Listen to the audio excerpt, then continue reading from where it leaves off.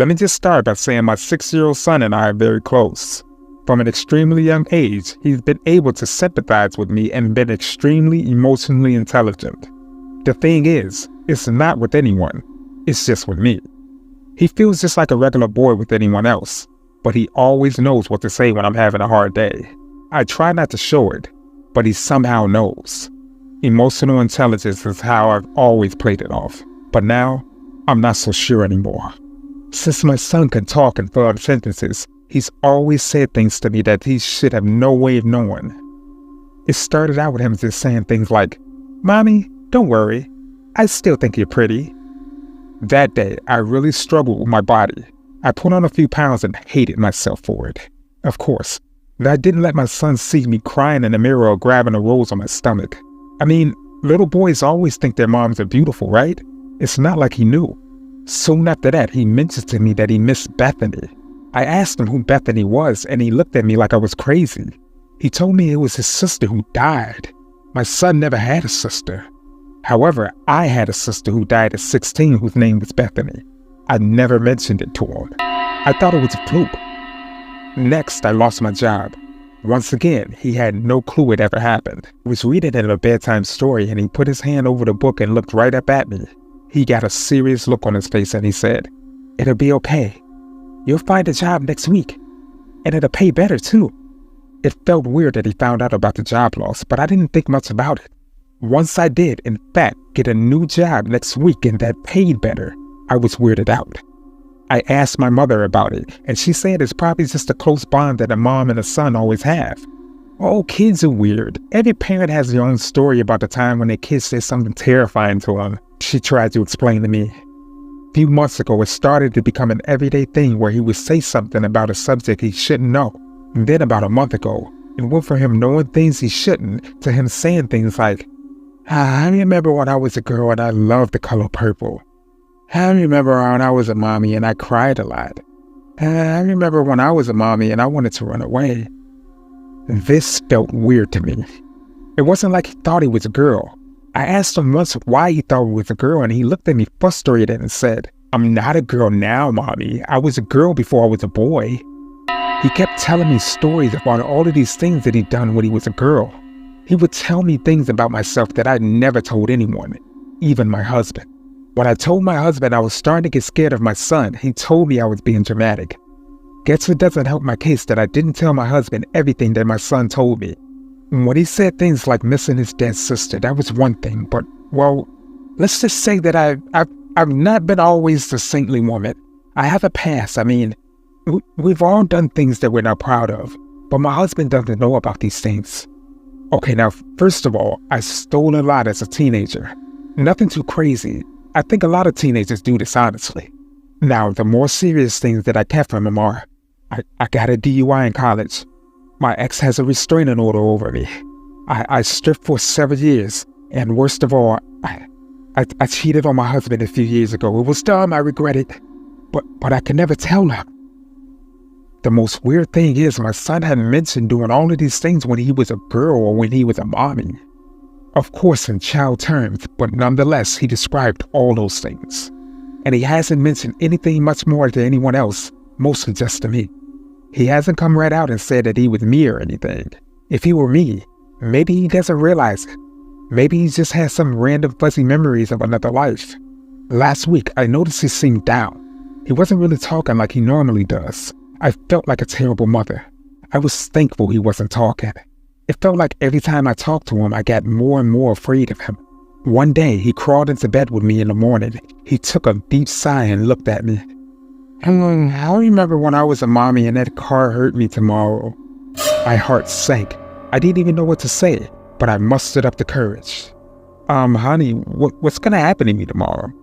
I said while pushing away the hair falling into his face as a nervous tick. I remember it hurting so bad.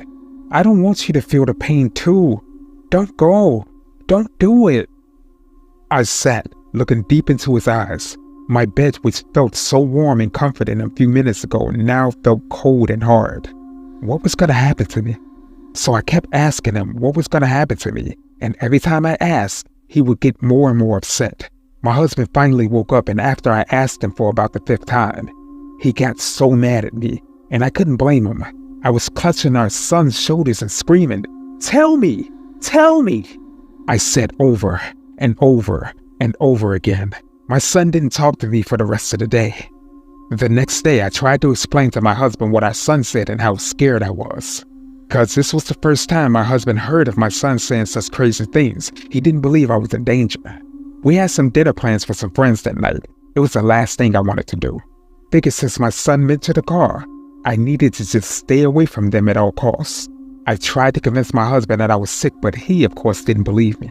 Should have said that I was sick from the very beginning and not told him the real reason for wanting to stay home. Son's babysitter made it to the house. As we said our goodnights to our boy, he gave me a sad hug. Not only that, but he couldn't take his eyes off of my left hand. After our hug, he grabbed my fingers and squeezed them tightly. I knew something was about to happen to my hand. I felt like I could anticipate the pain. We walked out of the door and my husband guided me to the car door. He opened it up and helped me in. Although he didn't feel like he was trying to be a gentleman, he felt like he was scared that I was going to run. He wasn't wrong. After a few minutes of driving, I felt the anxiety building. I felt sick. At the stoplight, I noticed the car door was unlocked. I slipped off my heels and opened the door. I was trying to move way faster than my feet could take me. I didn't see the curve and tripped right over it, face planted in the process. My husband came running over to help me up. I thought he would be mad at me for trying to run away. I thought he would call me a brat or something worse, but he didn't. He could see how scared I was. He realized it didn't matter if what I was feeling was real or not, but he needed to respect my fear and worry. He tried to help me back into the car. He said he would go back home, but I refused to get back into the car. I told him we had to walk. This is when he started to get frustrated. Felt like he did his best to compromise and emphasize with my anxieties, but he wasn't willing to walk 2 miles home in 40-degree weather at 7 p.m. Looking back, I understand why he was so annoyed. He grabbed my shoulders and took a deep breath. He started nudging me back to the car. The nudging turned into pushing and the pushing turned into forcing. I was pushing back and doing everything in my power not to get into the car. I was kicking and screaming. A few other cars pulled over to help. I'm sure they were thinking something was much worse than what was actually happening. Before anyone else can get to me, he got me into the car. As he was slamming the door, I reached out my hand to try to stop it. The next few minutes were so fuzzy. I could feel my hand pulsing. I could vaguely hear my husband screaming and apologizing profusely, followed by strangers separating us and trying to help. An ambulance showed up a few minutes later, and that's when I noticed my hand. Index, middle, and ring fingers had been completely smashed in the car door. Half of my middle finger was completely gone. We went to the ER and about 80% of my fingers were saved luckily. If it wasn't so obvious, my husband felt terrible about it.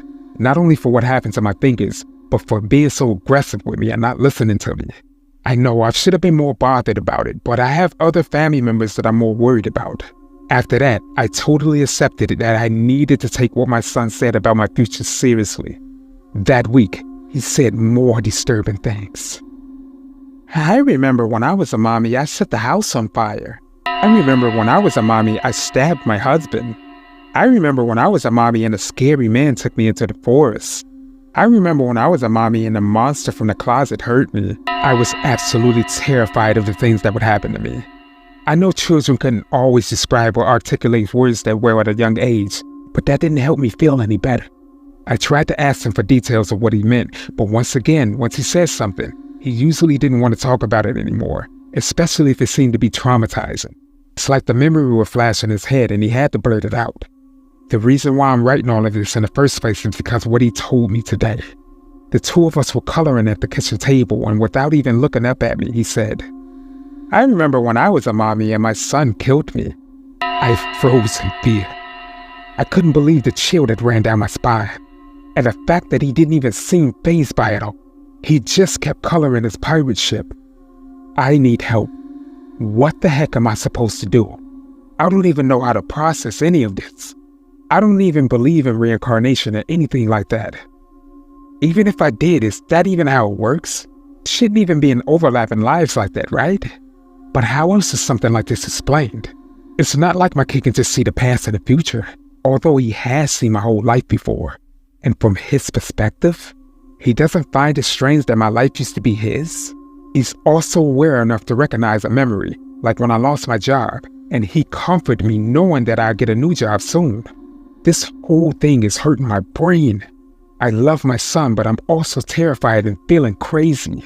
Someone, please help me. I don't know what to do.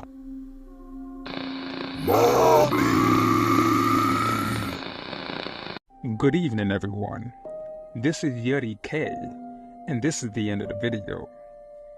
Please leave a comment and let us know your opinions on the matter. If you happen to like this content, please check out our other videos. Make sure you like and share amongst your friends and family to help our community grow. You happen to be new to this channel? Please make sure you subscribe. It's free and you can always change it in the future. You have some terrifying story suggestions? If so, make sure that you send it to my email, fearofthedarkstories@gmail.com, and I'll feature it in a future segment.